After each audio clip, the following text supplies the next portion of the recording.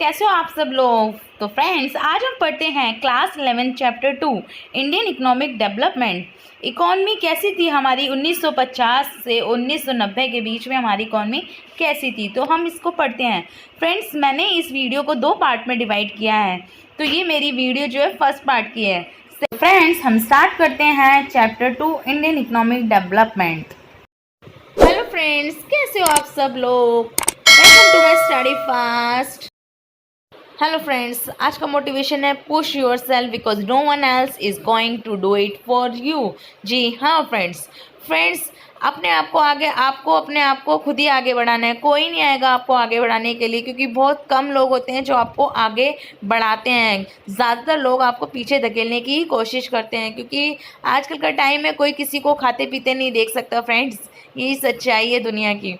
तो फ्रेंड्स, अगर आपको आगे बढ़ना है तो आप अपने अंदर की जो आपका जो सोल है, अपने अंदर की जो आत्मा है, उसको आपको रोज़ खुद ही बोलना है कि I can, I will, I can, I will. मुझे आगे बढ़ना है, मैं आगे बढ़ सकता हूँ।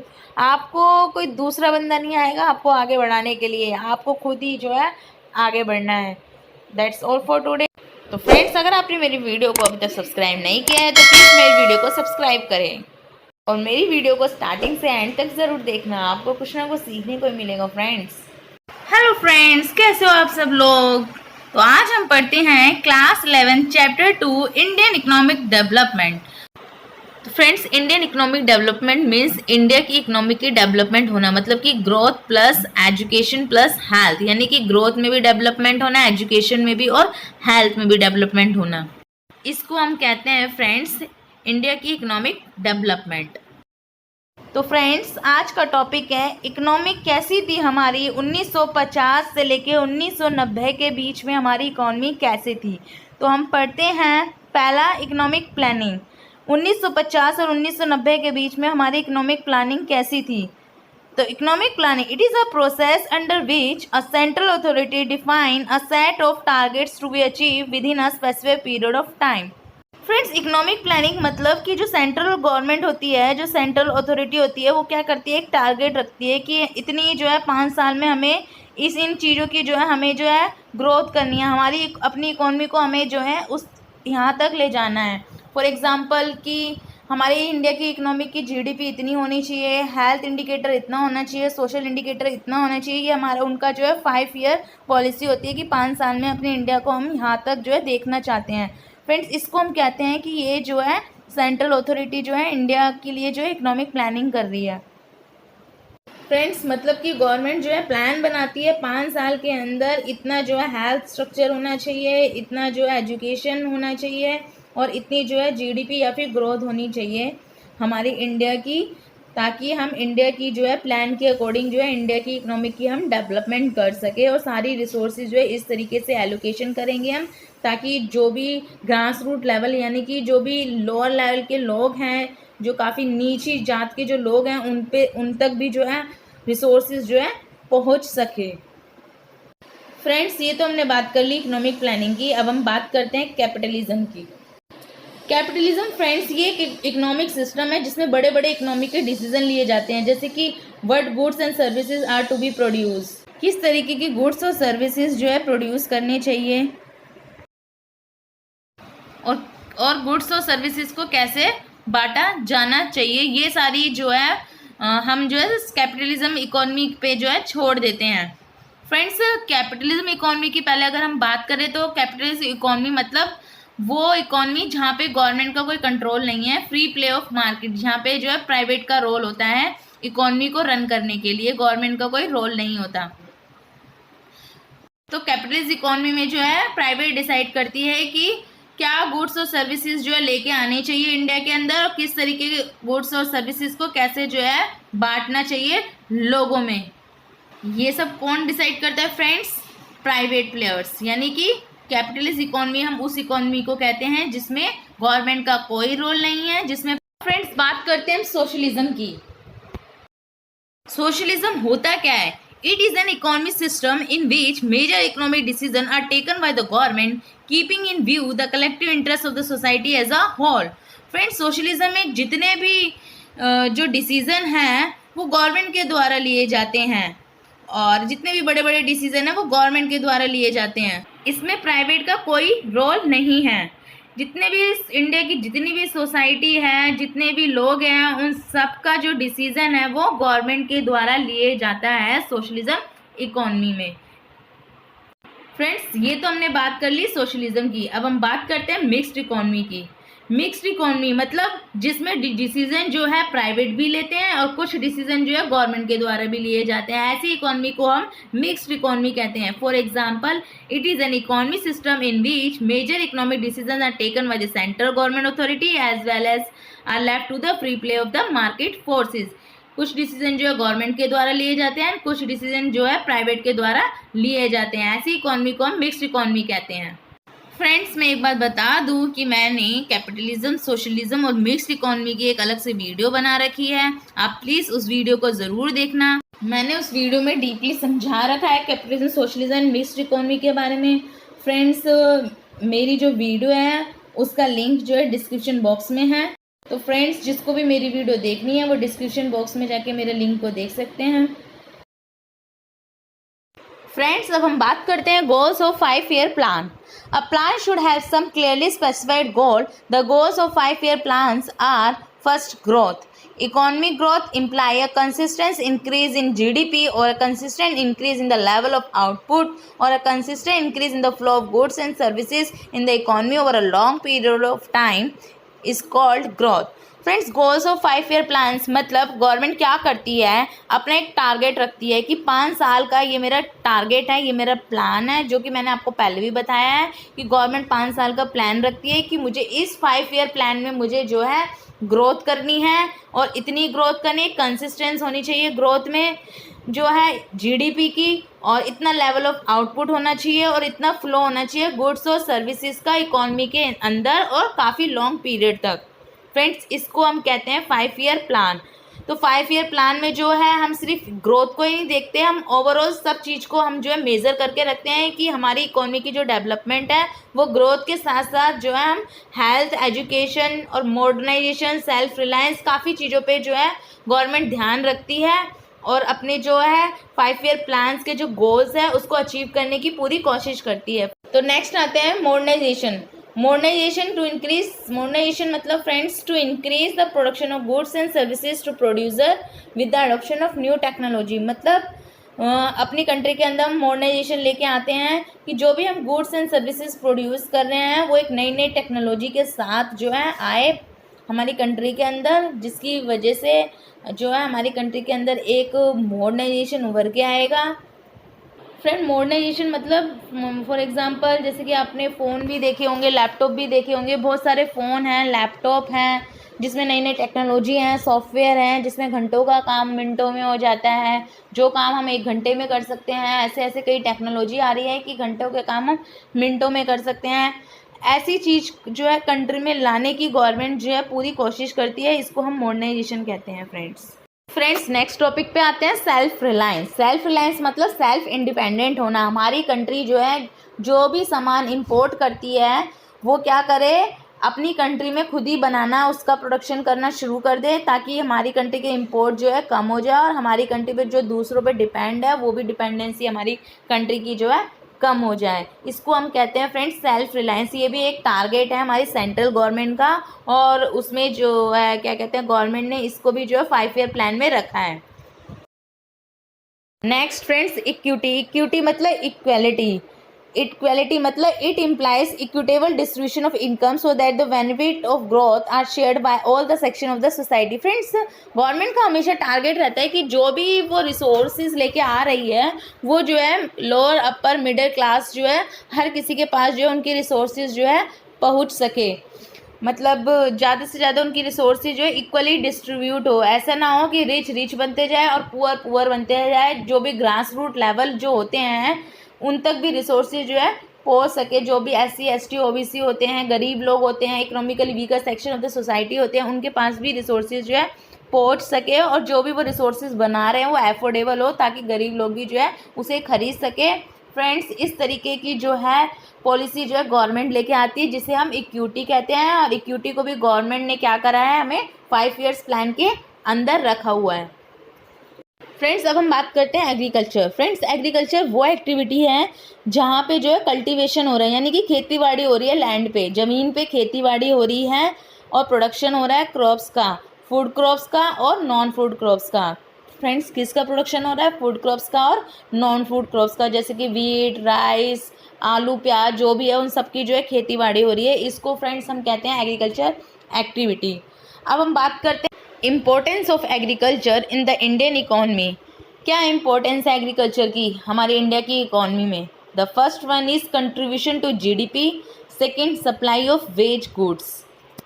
फ्रेंड्स एग्रीकल्चर एक्टिविटी हमारी इंडियन इकॉनमी में इसलिए ज़रूरी हो गई है क्योंकि एग्रीकल्चर एक्टिविटी भी जो है कंट्रीब्यूट कर रहा है हमारे इंडिया की जीडीपी में। फ्रेंड्स एग्रीकल्चर से जितना भी प्रोडक्शन हो रहा है, जितना भी अनाज पैदा हो रहा है और लोगों और उसमें जो भी सप्लाई हो रही है अनाज की और लोगों के पास पहुंच रहा है, जो भी इसकी सेल परचेज हो रही है, उससे हमारे इंडिया में कितना जो है कंट्रीब्यूशन हो रहा है, कितनी जीडीपी का कंट्रीब्यूशन हो रहा है हमारे इंडिया के एग्रीकल्चर सेक्टर में। फ्रेंड्स ओवरऑल बात करें तो हमारे इंडिया का एग्रीकल्चर सेक्टर जो कितना कंट्रीब्यूट कर रहा है हमारी इंडिया की जीडीपी में। फ्रेंड्स अब हम बात करते हैं एम्प्लॉयमेंट की। फ्रेंड्स एग्रीकल्चर जो है सेक्टर जो है वो क्या करता है? एम्प्लॉयमेंट जनरेट करता है। एग्रीकल्चर में भी लोग, कई सारे लोग हैं। पहले 1950 से लेकर 1990 में फ्रेंड्स 75% लोग हैं जो कि सिर्फ एग्रीकल्चर एक्टिविटी पे ही डिपेंड थे, क्योंकि उस टाइम पे फ्रेंड्स लोग जो इलिटरेट थे, पढ़े लिखे कम थे, इतने इनोवेशन नहीं था, वो इसको बहुत सारी चीज़ों का एग्रीकल्चर एक्टिविटी पे लोग ज़्यादा ध्यान देते थे। तो फ्रेंड्स 75% जो एम्प्लॉयमेंट जनरेट होता था वो एग्रीकल्चर एक्टिविटी से ही होता था 1950 और से लेके 1990 तक। तो इसलिए फ्रेंड्स एग्रीकल्चर जो है इम्पोर्टेंट हो गया है हमारे इंडिया की इकोनॉमी के लिए, क्योंकि वो इकोनॉमी की जीडीपी के साथ साथ एम्प्लॉयमेंट भी जनरेट करता है। फ्रेंड्स हम थर्ड पॉइंट पे आते हैं, इंडस्ट्रियल रॉ मटेरियल। जी हाँ friends, industrial raw material. Friend agriculture क्या करता है? कच्चा माल बनाता है। अगर कच्चा माल ही नहीं होगा तो पक्का माल कैसे बनेगा? फ्रेंड्स एग्रीकल्चर एक्टिविटी ही नहीं होगी तो अगर एग्रीकल्चर एक्टिविटी से कच्चा माल ही नहीं बनेगा तो इंडस्ट्री में हम पक्का माल कैसे बना पाएंगे? तो फ्रेंड्स एग्रीकल्चर एक्टिविटी जो है रॉ मटेरियल्स बनाती है और उसी रॉ मटेरियल का यूज़ होके जो है इंडस्ट्री में जाता है और वो रॉ मटेरियल्स जो है फिनिश गुड्स में कन्वर्ट हो जाते हैं। फॉर एग्जाम्पल फ्रेंड्स कॉटन जो कि रॉ मटेरियल्स है, इसी कॉटन को जब हम इंडस्ट्री में ले जाते हैं तो क्लॉथ्स बनाते हैं, कपड़े बनाते हैं जो कि फिनिश गुड्स में कन्वर्ट हो जाता है। इसलिए फ्रेंड्स एग्रीकल्चर सेक्टर जो है हमारा इसलिए इम्पोर्टेंट रोल प्ले करता है क्योंकि वो रॉ मटेरियल्स को जो है प्रोड्यूस करता है, जो कि हमारी इंडस्ट्री के लिए बहुत ज़्यादा ज़रूरी है फिनिश गुड्स में कन्वर्ट होने के लिए। फ्रेंड्स ये तो हमने बात कर ली इंडस्ट्रियल रॉ मटेरियल का। फ्रेंड्स फोर्थ पॉइंट है कंट्रीब्यूशन टू इंटरनेशनल ट्रेड। जो एग्रीकल्चर सेक्टर है वो कंट्रीब्यूट करता है इंटरनेशनल ट्रेड के लिए भी, मतलब एक कंट्री से दूसरे कंट्री में भी फ्रेंड्स हम ट्रेड कर सकते हैं। हमारा जो भी एग्रीकल्चर से जो भी प्रोडक्शन हो रहा है, जो भी कच्चा माल प्रोड्यूस हो रहा है, वीट वगैरह कुछ भी कच्चा माल प्रोड्यूस हो रहा है, वो हम क्या करते हैं फ्रेंड्स? एक्सपोर्ट करते हैं। एक कंट्री से दूसरी कंट्री में जाके अपने कच्चे माल को बेचते हैं। अगर हम अपने कच्चे माल को दूसरी कंट्री में बेचेंगे तो फ्रेंड्स हम अपनी कंट्री के अंदर फॉरेन एक्सचेंज यानी कि डॉलर्स लेके आ रहे हैं फ्रेंड्स हम अपनी कंट्री के अंदर। तो इस तरीके से हमारे जो है एग्रीकल्चर सेक्टर जो है इम्पोर्टेंट रोल प्ले करता है हमारी इंडिया की इकोनॉमी में। फोर्थ पॉइंट है friends contribution to domestic trade. हाँ फ्रेंड्स एग्रीकल्चर से जो भी प्रोडक्शन हो रहा है वो हमारे डोमेस्टिक ट्रेड यानी कि हमारे इंडिया के अंदर जो भी व्यापार हो रहा है उसमें भी हमारा जो इम्पोर्टेंट रोल प्ले करता है, उसमें भी कंट्रीब्यूशन करता है। हमारी इंडिया के ट्रेड में भी एग्रीकल्चर सेक्टर जो है कंट्रीब्यूट करता है। Next wealth of nation. जी हाँ फ्रेंड्स एग्रीकल्चर सेक्टर से जो भी प्रोडक्शन होता है वो कच्चा माल जो है हमारे इंडिया में एक्सपोर्ट भी होता है और वहाँ से हम डॉलर लेके आते हैं और जो कि हमारे इंडिया में क्या करता है? वेल्थ क्रिएट करता है हमारे नेशन के लिए, पैसा बनाता है और जीडीपी की जो है कंट्रीब्यूट करता है। आपको पता चल गया होगा फ्रेंड कि किस तरीके से हमारी एग्रीकल्चर सेक्टर जो कितना इंपॉर्टेंट रोल प्ले करता है हमारे इंडिया की इकोनॉमी में। अब फ्रेंड्स अब हम बात करते हैं प्रॉब्लम्स ऑफ इंडियन एग्रीकल्चर। क्या क्या परेशानियां आती है हमारे इंडिया की एग्रीकल्चर में, आइए हम जानते हैं। First lack of permanent means of irrigation. Friends पुराने 1950 और 1990 के बीच में अगर देखा जाए तो उस टाइम पे इरिगेशन फैसिलिटी जो है बहुत ही बेकार थी। मतलब समझो अगर बारिश हो गई तो क्रॉप्स उग गए, अच्छी बारिश अच्छी फसल, और बारिश नहीं तो फसल भी नहीं। इस वजह से काफ़ी किसानों को नुकसान होता था। तो फ्रेंड्स ये भी एक जो है हमारा नेगेटिव पॉइंट्स है, ये भी परेशानी है, प्रॉब्लम है हमारे इंडिया की एग्रीकल्चर में। Friends next point, deficiency of finance. जी हाँ फ्रेंड्स, 1950 से लेके 1990 के बीच में फ्रेंड्स पैसों की बहुत ही दिक्कत थी हमारे इंडिया को, क्योंकि काफ़ी टाइम तक कॉलोनियल यानी कि अंग्रेज़ों ने हमारे इंडिया पे राज किया था। जैसे तैसे हमारे इंडिया ने ग्रो अप होना शुरू किया था, क्योंकि हमारे इंडिया का काफ़ी पैसा जो है, रिसोर्सेज जो है अंग्रेज़ों के द्वारा जो है बर्बाद हो गई थी। तो इसी वजह से हमारी कंट्री में जो है 1950 और 1990 के बीच में जो है फाइनेंस यानी कि पैसों की जो है डेफिशिएंसी हो गई थी। तो फ्रेंड्स पैसे नहीं होंगे तो कैसे जो हम नई नई टेक्नोलॉजी लेके आएंगे इंडिया की एग्रीकल्चर को रन करने के लिए या प्रोडक्शन करने के लिए। इसलिए फ्रेंड्स ये भी क्या हमारी इंडिया की प्रॉब्लम थी हमारे इंडियन एग्रीकल्चर सेक्टर में। तो फ्रेंड्स नेक्स्ट पॉइंट है small and scatter holding. Friends जी हाँ फ्रेंड्स, पहले के टाइम में क्या था कि छोटी छोटी लैंड होल्डिंग हुआ करती थी, मतलब घर के आगे छोटे छोटे बगीचे होते थे, उसी में ही खेती बाड़ी हुआ करती थी। फ्रेंड्स ये भी एक प्रॉब्लम थी हमारे इंडिया के एग्रीकल्चर में। डिटेल में जानना है तो आप प्लीज़ मेरी वीडियो को देखें कि हमारे Indian economy on the eve of independence day, ये जो वीडियो है आप उसका लिंक जो आपको डिस्क्रिप्शन में मिल जाएगा। नेक्स्ट पॉइंट पे आते हैं friends, lack of organised marketing system, conventional outlook. Friend उस समय जो ऑर्गेनाइज्ड मार्केटिंग सिस्टम इस चीज़ की जो है कमी थी, कन्वेंशनल आउटलुक की कमी थी, मतलब कि कंजर्वेटिव तरीके ढूंढे जाते थे, कोई भी नई नई चीज़ें तरीके के ढूंढे ही नहीं जाते थे एग्रीकल्चर की प्रोडक्शन करने के लिए। और फ्रेंड्स अगर इरिगेशन ही नहीं होगी, मतलब इरिगेशन फैसिलिटी ही नहीं थी उस टाइम पे, बारिश हो गई तो मतलब फसल अच्छी होगी, बारिश नहीं हुई तो फसल अच्छी नहीं हुई है। और डेफिशिएंसी ऑफ फाइनेंस, फ्रेंड पैसा भी नहीं था उस समय, छोटी छोटी लैंड होल्डिंग थी। तो इस वजह से फ्रेंड्स जो ऑर्गेनाइज मार्केटिंग सिस्टम था वो भी जो है बेकार था उस टाइम पीरियड्स पे। फ्रेंड्स ये सारी जो है दिक्कतें हैं हमारे इंडिया के एग्रीकल्चर सेक्टर में। फ्रेंड्स ये तो हमने बात कर ली प्रॉब्लम्स ऑफ इंडियन एग्रीकल्चर। अब हम बात करते हैं रिफॉर्म्स इन इंडियन एग्रीकल्चर, क्या क्या सुधार आए थे हमारे इंडिया के एग्रीकल्चर में। तो पहला है फ्रेंड्स टेक्निकल रिफॉर्म्स। हम जो है क्या है टेक्निकल रिफॉर्म मतलब टेक्निकल सुधार लेके आए थे एग्रीकल्चर सेक्टर में। फ्रेंड्स नेक्स्ट है use of HYV seeds. Friends government जो है क्या रिफॉर्म लेके आई थी, पहले जो है फ्रेंड्स क्या होता था, जो कोई भी एग्रीकल्चर एक्टिविटी होती थी, कोई भी मतलब खेती बाड़ी में क्या करते थे हम, मैनुअर मतलब गाय का गोबर वगैरह जो है उनसे फार्मिंग करते थे। तो उससे क्या होता था फ्रेंड्स, जो प्लांटेशन होती थी वो कम होती थी, मतलब कि फ्रेंड्स जो ग्रोथ होती थी प्लांट की वो कम होती थी। तो जिसकी वजह से जो है जो फूड ग्रेन्स जो अनाज है सब लोगों तक नहीं पहुंच पाता था। इसलिए जो हम टेक्निकल रिफॉर्म लेके आए, एक नई टेक्नोलॉजी लेके आई थी सरकार जिसको हम कहते हैं HYV सीड्स, यानी high yielding variety of seeds. Chemical fertiliser pesticide ये सब डालने लगे हम, कोई भी खेतीबाड़ी हो रही थी खादों में ये सब डालने लगे, जिसकी वजह से फ्रेंड्स क्या होने लगा कि जो प्लांटेशन की जो ग्रोथ है वो ज़्यादा होने लगी, और जो नीड्स और रिक्वायरमेंट थी लोगों की वो पूरी होने लगी। और इसके साथ साथ हमारी इंडिया जो है फूड ग्रेन सरप्लस भी बन गई। फूड ग्रेन सरप्लस मतलब अब हमारी इंडिया जो है एक्सपोर्ट भी करने लग गई थी फूड ग्रेन्स का, यानी जैसे कि वीट का। तो फ्रेंड्स ये सारे जो है रिफॉर्म्स है हमारी इंडिया की एग्रीकल्चर सेक्टर में, ये सारे सुधार लेके आई थी हमारी सेंट्रल गवर्नमेंट हमारे इंडिया के एग्रीकल्चर सेक्टर में। तीसरा है friends use of chemical fertiliser. जैसे कि मैंने आपको बता दिया है कि खाद में जो है केमिकल फर्टिलाइज़र का यूज़ होने लगा, और पहले क्या होता था केमिकल फर्टिलाइज़र का यूज़ नहीं होता था, जिसकी वजह से जो है ग्रोथ अच्छी नहीं होती थी प्लांट की। लेकिन केमिकल फर्टिलाइज़र का यूज़ होने से प्लांट्स की ग्रोथ जो है ज़्यादा होने लगी। फ्रेंड नेक्स्ट है scientific farm management practice. Friends अब जो फार्म का जो मैनेजमेंट जो है वो एक साइंटिफिकली होने लगा। और फ्रेंड नेक्स्ट है मैकेनिज्म मीन्स ऑफ कल्टीवेशन। और फ्रेंड्स अब नई नई जो है कोई भी खेतीबाड़ी कल्टीवेशन करने के लिए जो है मैकेनिज्म का यूज़ किया, जैसे कि ट्रैक्टर वगैरह इन सब का यूज़ किया था खेतीबाड़ी में। तो ये सारे फ्रेंड्स रिफॉर्म थे हमारे एग्रीकल्चर सेक्टर में जो कि सरकार लेके आई थी। फ्रेंड नेक्स्ट आता है land reform system. Land reform system मतलब फ्रेंड्स गवर्नमेंट क्या कर लेके आई थी, एक लैंड रिफॉर्म सिस्टम लेके आई थी कि कैसे जो है लैंड का इक्वली डिस्ट्रीब्यूट करे। क्योंकि फ्रेंड्स पहले क्या हो रहा था कि ज़्यादातर लोगों के पास जो है कुछ लोगों के पास ही जो है ज़्यादा लैंड हो रहा था और कुछ लोगों के पास जो है कम लैंड हो रहा था। तो ये एक दिक्कत बन गई थी गवर्नमेंट के पास, जिसकी वजह से रिच रिच बनते जा रहे थे और पुअर पुअर बनते जा रहे थे। इसलिए जो है वॉल्यूशन कर दिया गया। जो भी बीच के लोग हैं, जो भी बीच के लोग फ़ायदा उठा रहे थे, जो भी, इसलिए उन लोगों का जो इंटरमीडिएट जो सिस्टम था उसको ख़त्म कर दिया गया था। रेगुलेशन ऑफ रेंट, मतलब जो भी रेंट ले रहे थे जमींदार पीजेंट ऑफ सॉइल से, उसको रेगुलेट किया जा रहा था। तीसरा, कंसोलिडेशन ऑफ होल्डिंग और सीलिंग ऑन लैंड होल्डिंग, मतलब अब सील लगा दी गई थी कि हर एक पर्सन, यानी कि इतने बंदे के पास, एक बंदे के पास जो है इतना ही लैंड होल्डिंग हो सकती है, इससे ज़्यादा लैंड होल्डिंग नहीं हो सकती है। तो इस चीज़ पे जो है फ्रेंड्स सीलिंग लगा दी गई थी।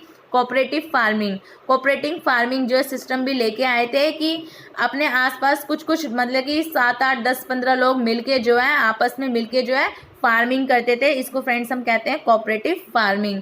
तो ये जो फ्रेंड्स जो है सिस्टम था लैंड रिफॉर्म सिस्टम, इस तरीके से हम जो है लैंड रिफॉर्म लेके आए थे एग्रीकल्चर एक्टिविटी में। तीसरा है friends general reform. General reform कौन कौन से आए थे, कौन कौन से जनरल रिफॉर्म से? पहला, expansion of irrigation facility. Friends अगर बारिश नहीं होगी उसकी वजह से क्रॉप्स ख़राब होंगे, क्रॉप्स फेलर होंगे, फसल अच्छी नहीं होगी, इसलिए गवर्नमेंट ने इस चीज़ पे ध्यान दिया। फिर वो इरिगेशन फैसिलिटी लेके आई, उन्होंने इरिगेशन फैसिलिटी को बढ़ावा दिया, एक्सपेंड किया था इरिगेशन फैसिलिटी सिस्टम को। दूसरा friends, provision of credit system लेके आए थे कि ताकि जो भी किसान लोग हैं वो जो है क्रेडिट ले सके, क्रॉप्स जो भी खरीदे तो क्रेडिट पे जो है क्रॉप्स को खरीद सके। क्योंकि फ्रेंड्स पहले क्या होता था कि जो किसान थे वो जितने भी लैंडलॉर्ड वगैरह हैं, जमींदार वगैरह हैं, उनसे क्या करते थे, लोन लेते थे और वो क्या करते थे, उनको बहुत ज़्यादा ब्याज पे जो है लोन देते थे किसानों को। तो फ्रेंड्स ये जो है किसानों के लिए बहुत दिक्कत थी, क्योंकि उन्हें पैसे की ज़रूरत पड़ती थी अपनी कल्टीवेशन खेतीबाड़ी करने के लिए, जो कि उन्हें बहुत ज़्यादा ब्याज पे पैसे मिलता था। तो इसलिए सरकार जो है प्रोविज़न ऑफ क्रेडिट सिस्टम लेके आई थी, जो कि कम ब्याज पे जो है आपको पैसा, जो मतलब किसान लोगों को पैसा मिल सकता है। फ्रेंड्स पहले के टाइम में क्या होता था, जो किसान जो है एक कर्ज तो चुका नहीं पाते थे, उनको दूसरा कर्ज लेना पड़ता था। तो एक कर्ज को चुकाने के लिए दूसरा कर्ज लेते थे लैंडलॉर्ड जमींदार से और ब्याज भी देनी होती थी उन्हें। तो वो फ्रेंड्स बैड डेब्ट में जो है फंस जाते थे, मतलब कि वो कर्जदार बन जाते थे। इस वजह से वो कर्ज ना चुकाने की वजह से कई सारे किसान जो आत्महत्या भी कर लेते थे। तो ये एक दिक्कत बन गई थी हमारे इंडिया के अंदर। तो सरकार ने इस चीज़ पे ध्यान दिया, तो इसलिए वो एक प्रोविज़न ऑफ क्रेडिट सिस्टम लेके आए, जिसमें कि सस्ते ब्याज पे जो है किसान लोगों को लोन दिया जाएगा।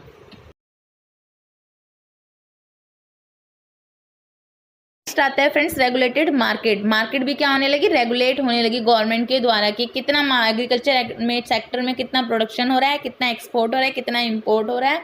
इस चीज़ का जो है रेगुलेशन होने लगा गवर्नमेंट के द्वारा। फ्रेंड्स नेक्स्ट है प्राइस सपोर्ट पॉलिसी, मतलब प्राइस भी रखे गए गवर्नमेंट के द्वारा। उन्होंने जो है एक मैक्सिमम रिटेल प्राइस रख दिए कि इतना जो है कि किसान जो है इस प्राइस पे जो है अपने जो है क्रॉप्स को बेच सकते हैं। एमएसपी भी रखा, मार्केट सेलिंग प्राइस, इस प्राइस पे जो है फार्मर्स जो है अपने क्रॉप्स को सेल कर सकते हैं। फ्रेंड्स नेक्स्ट आता है मार्केटेबल सरप्लस से फ्रेंड्स पता चल रहा है कि फ्रेंड्स अब फार्मर जो है उतना उगाने लगे थे, उतना खेतीबाड़ी, उतना प्रोडक्शन करने लगे थे जितनी उनको ज़रूरत थी, उससे भी ज़्यादा जो है जो किसान लोग जो है प्रोडक्शन करने लगे थे, जिसकी वजह से मार्केट में क्या होने लगा, सरप्लस होने लगा। Friends marketable surplus means it refers to a surplus of farmers output over and above his own farm consumption. अपनी कंजप्शन से ज़्यादा जो है उनका आउटपुट आने लगा। Marketable surplus of wheat is equal to output of wheat minus own farm consumption of wheat. Friends मतलब जितना आपका प्रोडक्शन हो रहा है एग्रीकल्चर एक्टिविटी में, जितना भी प्रोडक्शन हो रहा है उसमें से अगर हम फार्मर की जो अपनी कंजप्शन थी वीट, उसको हम हटा दे तो जो भी बचा कुचा होता था वो मार्केटेबल सरप्लस ऑफ वीट हुआ करता था। फ्रेंड्स मार्केट सरप्लस क्या होता है ये तो हमने पता कर लिया। अब हम बात करते हैं ग्रीन रेवोल्यूशन की। फ्रेंड्स ग्रीन रेवोल्यूशन जो कि 1967 से 68 में आया था। फ्रेंड्स ग्रीन रेवोल्यूशन से क्या होता, फ्रेंड्स ग्रीन रेवोल्यूशन से पहले की हम बात करें तो पहले क्या था, हम जो है काउ डंग, मैनुअर, इन सब से जो है खेतीबाड़ी किसान लोग किया करते थे। इसकी वजह से जो प्लांटेशन जो है वो कम होती थी, जो ग्रोथ है प्लांट की वो कम हुआ करती थी, जिसकी वजह से जो भी रिसोर्सेज है, जो भी फूड ग्रेन्स है वो हमारी पॉपुलेशन की रिक्वायरमेंट जो है पूरी नहीं कर पाती थी। और ना ही हम क्या करते थे, इम्पोर्ट ज़्यादा करते थे। तो जैसे ही ग्रीन रेवोल्यूशन आया, हमारी इंडिया की जो एग्रीकल्चर का जो प्रोडक्शन है वो बढ़ने लगा, क्योंकि high yielding variety of seeds, pesticide, chemical fertiliser, इन सब का हम यूज़ करने लगे एग्रीकल्चर एक्टिविटी में, जिसकी वजह से प्रोडक्शन जो है बढ़ने लगा। और हम जो है फूड ग्रेन सरप्लस बन गए, फूड ग्रेन डेफिशिएंट से हम फूड ग्रेन सरप्लस बन गए। इवन हम जो इम्पोर्ट करने की बजाय अब हम फूड ग्रेन को एक्सपोर्ट भी करने लगे थे 19। तो फ्रेंड्स आज के लिए बस इतना ही। फ्रेंड्स आगे का जो टॉपिक है हम उसको नेक्स्ट क्लास में कवर करेंगे। तो thank you friends, have a nice day, bye bye, take care. तो फ्रेंड्स जिसने भी मेरी वीडियो को अभी तक सब्सक्राइब नहीं किया है, तो फ्रेंड्स मेरी वीडियो को सब्सक्राइब कर दो, लाइक करो, शेयर करो। Thank you, bye bye, take care.